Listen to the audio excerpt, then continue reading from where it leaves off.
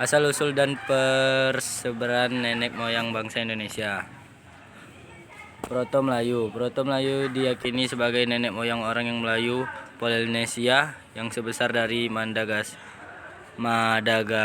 Madagaskar sampai pulau-pulau saling timur di Pasifik. Mereka diperkirakan datang dari Cina bagian selatan. Ras Melayu mempunyai ciri-ciri rambut lurus, kulit kuning, kecoklatan, dan bermata sipit. Dari Cina bagian selatan, tutup kurung Yunan. Mereka bermigrasi ke Indonesia dan Siam. Kemudian kepulauan Indonesia mereka itu mula menempati pantai-pantai Sumatera Utara, Kalimantan Barat, dan Sulawesi Barat. Ras Proto Melayu membawa perbedaan batu di kepulauan Indonesia. Ketika datang para imigran baru, yaitu Deutero Melayu, tutup kurung Ras Melayu Muda. Mereka pindah masuk ke pedalaman dan mencari tempat baru ke hutan sebagai tempat hunian. 2. Deutero Melayu. Deutero Melayu merupakan ras yang datang dari Indonesia bagian utara. Mereka membawa budaya baru berupa berkas-berkas dan senjata besok di kepulauan Indonesia atau kebudayaan Dongson. Mereka seringkali disebut juga orang-orang Dongson. Perbedaan mereka lebih tinggi daripada ras Proto Melayu. Mereka dapat membuat perkakas dari perunggu. Peradaban mereka ditandai dengan keahlian mengerjakan logam dengan sempurna.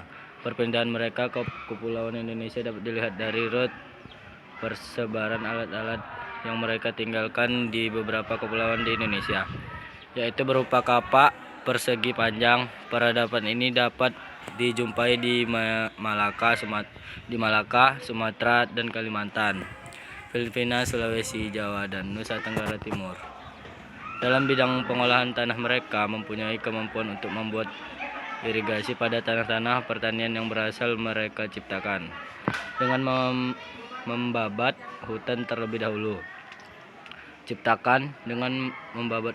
dahulu. Ras Deutero Melayu juga mempunyai peradaban pelayaran lebih maju dari pendahuluan karena petualangan mereka sebagai pelaut dibantu dengan penguasaan mereka terhadap ilmu pembintangan.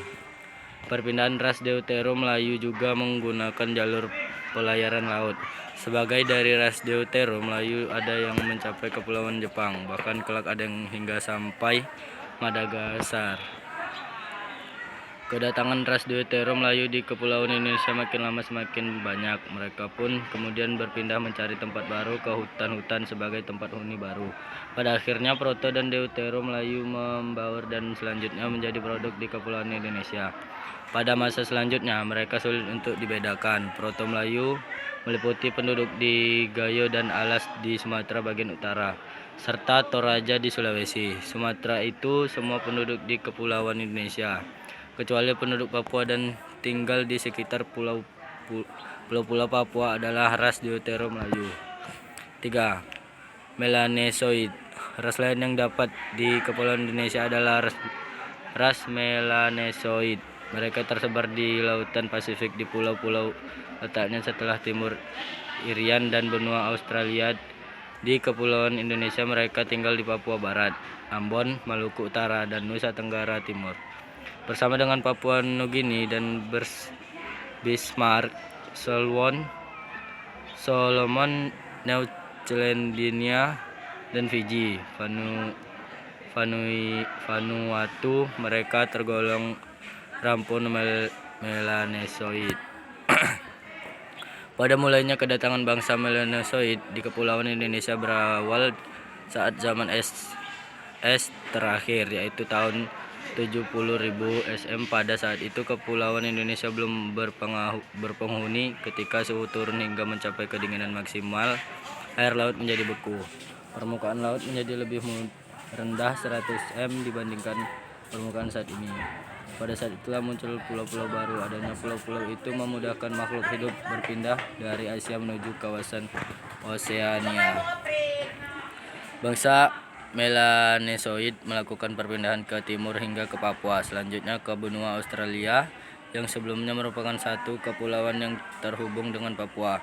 Bangsa Melezoid saat itu hingga mencapai 100.000 jiwa, meliputi wilayah Papua dan Australia. Peradaban bangsa Melezoid dikenal dengan Paleolitikum.